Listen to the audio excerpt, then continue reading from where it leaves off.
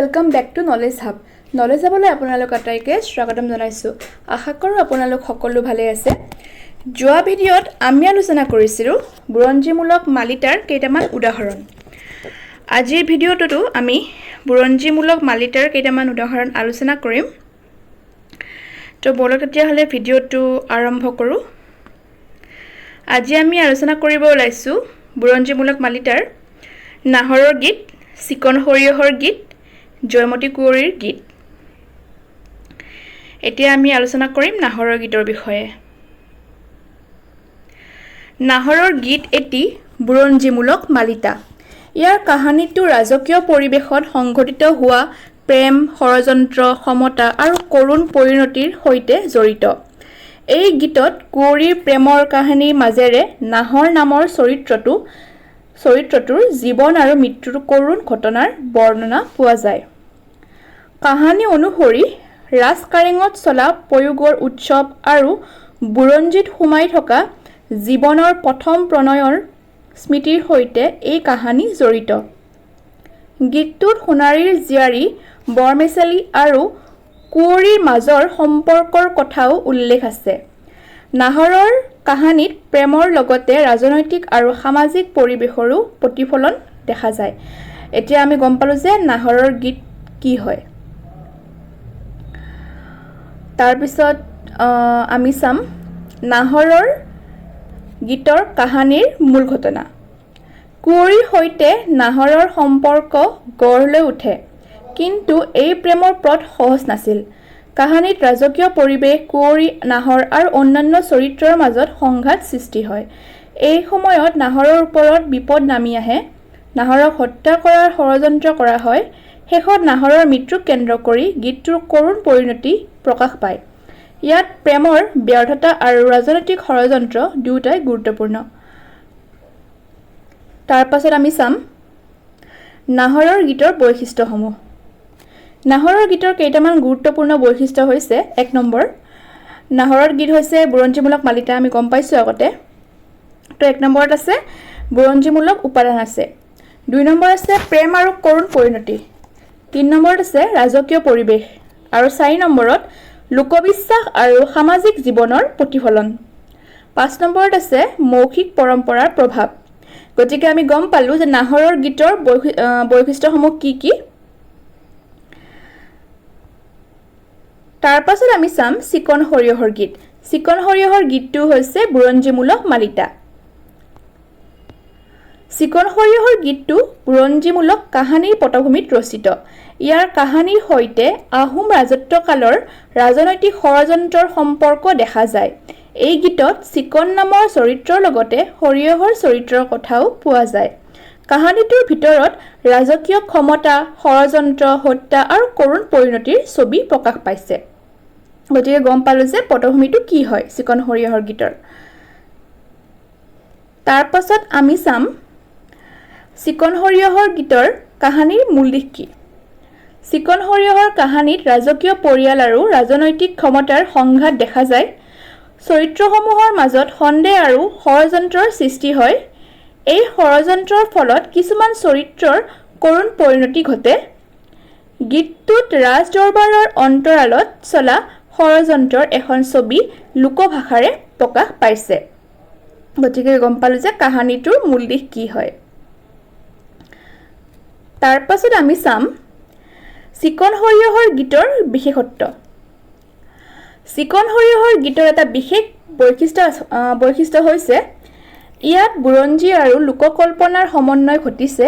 অৰ্থাৎ ইয়াৰ ভিতৰত ঐতিহাসিক ঘটনাৰ আভাস আছে, কিন্তু লোকসমাজে সেই ঘটনাক নিজৰ কল্পনা আৰু বিশ্বাসৰ সৈতে মিলাই গীতৰ ৰূপ দিছে।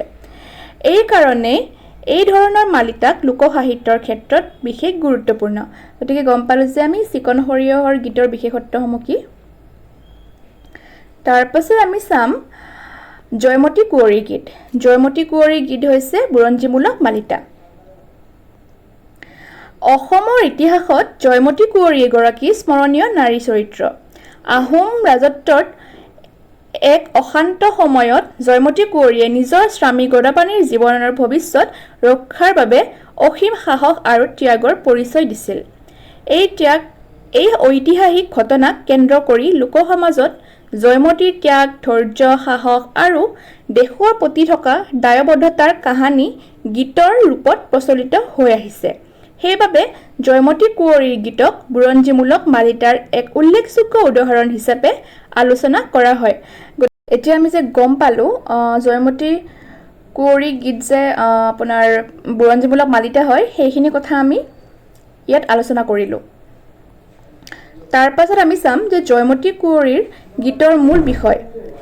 এই গীতৰ কেন্দ্ৰীয় বিষয় হৈছে জয়মতীৰ ত্যাগ, স্বামীৰ প্ৰতি আনুগত, সাহস আৰু ধৈৰ্য, অত্যাচাৰৰ বিৰুদ্ধে দৃঢ়তা, দেশ আৰু জাতিৰ প্ৰতি দায়বদ্ধতা।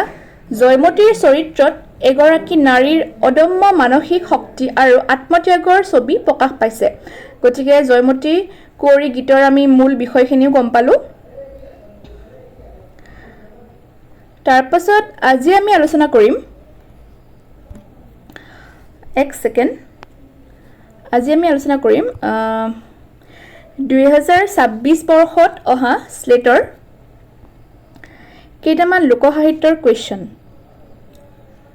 এতিয়া প্ৰথম কুৱেশ্যনটো আছে, মই ডাইৰেক্ট কৈ যাম কুৱেশ্যনবোৰ। তলত দিয়া কোনজন লিখকে মালিতাসমূহক ঐতিহাসিক মালিতা, অলৌকিক মালিতা, বাস্তৱধৰ্মী মালিতা আৰু ব্যংগাত্মক মালিতা এই 4টা শ্ৰেণীত ভাগ কৰিছে? তো প্ৰথম অপশ্যনটো দিছে মহেশ্বৰ নেওগ, দ্বিতীয়টো দিছে সত্যেন্দ্ৰনাথ শৰ্মা, তাৰপাছত দিছে ডিম্বেশ্বৰ নেওগ আৰু দিছে প্ৰফুল্ল দত্ত গোস্বামী। তো এইটো কুৱেশ্যনৰ এনচাৰ হ'ব প্ৰফুল্ল দত্ত গোস্বামী। যে প্ৰফুল্ল দত্ত গোস্বামীয়ে মালিতাসমূহক ঐতিহাসিক মালিতা, অলৌকিক মালিতা, বাস্তৱধৰ্মী মালিতা আৰু ব্যংগাত্মক মালিতা বুলি এই 4টা শ্ৰেণীত ভাগ কৰিছে। তাত নেক্সট কুৱেশ্যনটো আমি চাম। ইয়াত আছে এটা ফাঁকি দিছে তলত। তো ইয়াত দিছে যে ব্ৰহ্মাক মাৰিবা, বিষ্ণুক মাৰিবা, ৰুদ্ৰক নিদিবা ঠাই, মহামহন্তক মৰিয়াই মাৰিবা, তেহে পাবা বৈকুণ্ঠত ঠাই। তো এইটো কি হ'ব? লোকগীত দিছে, প্ৰবচন দিছে, দিহানাম দিছে আৰু ফকৰা দিছে। তো এইটো হ'ব আপোনালোকৰ ফকৰা। B is correct answer.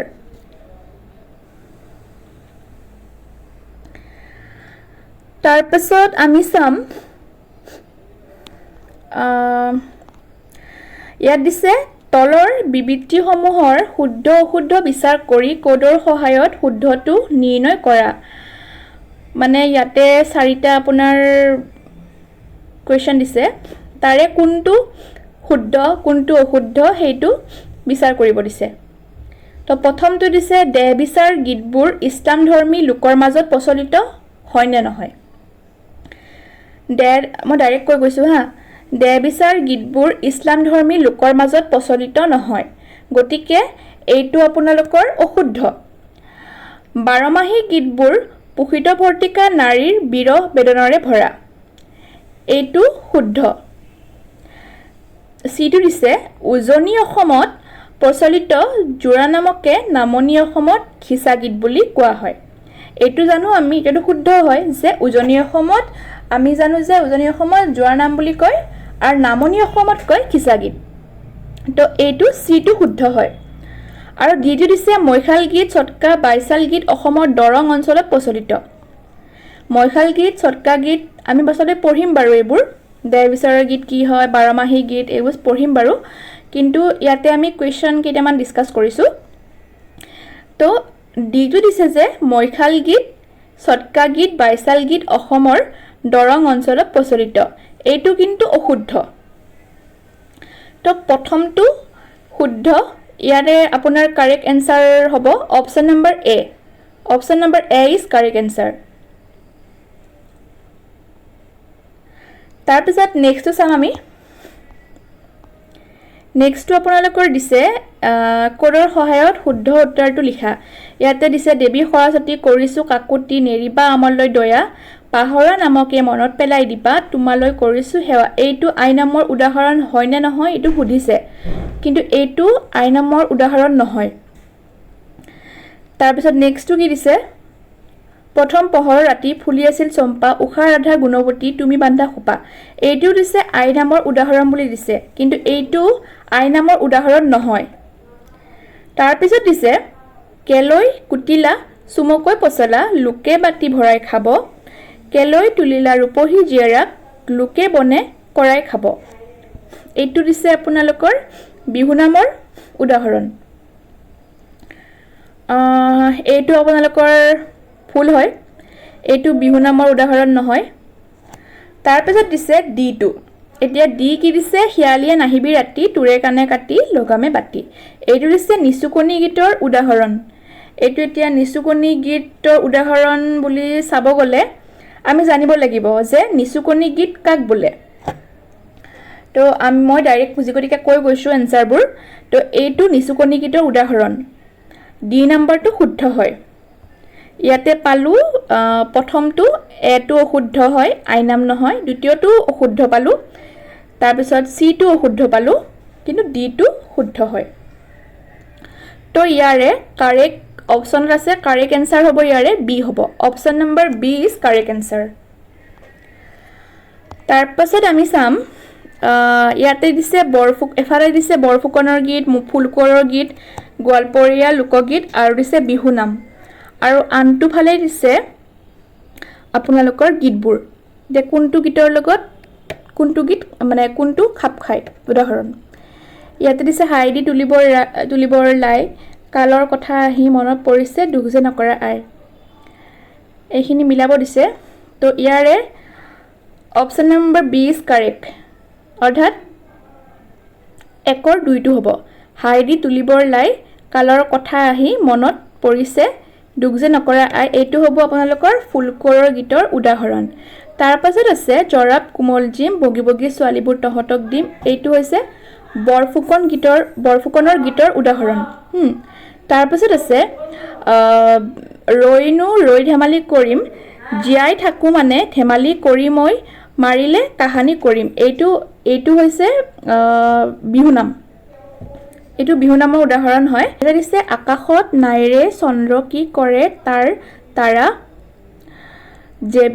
Zeba নাৰীৰ স্বামী নাইৰে উ তাৰ দিনে আন্ধি ইয়াবা এইটো হৈছে আপোনালোকৰ গোৱালপৰীয়া লোকগীতৰ উদাহৰণ তো ইয়াতে 71 নম্বৰ কোৱেশ্চনটোৰ আপোনাৰ এনসাৰ হ'ব option number B option number B টো আপোনালোকে চাব যে অপচন নম্বৰ বি টো কাৰেক্ট হয় তাৰ পাছত লাষ্ট কোৱেশ্চন ইয়াৰ আছে এফালে দিছে লিখকৰ নাম দিছে আৰু আনফালে দিছে লিখকৰ গ্ৰন্থসমূহ তো কোনজন লিখকে কোনখন গ্ৰন্থ লিখিছে সেইটো আমি মিলাব লাগিব ইয়াতে দিছে গোৱালপৰীয়া লোকগীত সংগ্ৰহ এইখন হৈছে আপোনালোকৰ বীৰেন্দ্ৰনাথ দত্তৰ হয় বীৰেন্দ্ৰনাথ দত্তৰ গোৱালপৰীয়া লোকগীত সংগ্ৰহ তাৰ পিছত দিছে অসমীয়া লোকগীতি সঞ্চয়ন এইখন হয় হেমন্ত কুমাৰ শৰ্মাৰ অসমীয়া খণ্ডবাক্য কোষখন হৈছে বেনুধৰ ৰাজখোৱা আৰু অসমীয়া লোকগীতি সংগ্ৰহখন হৈছে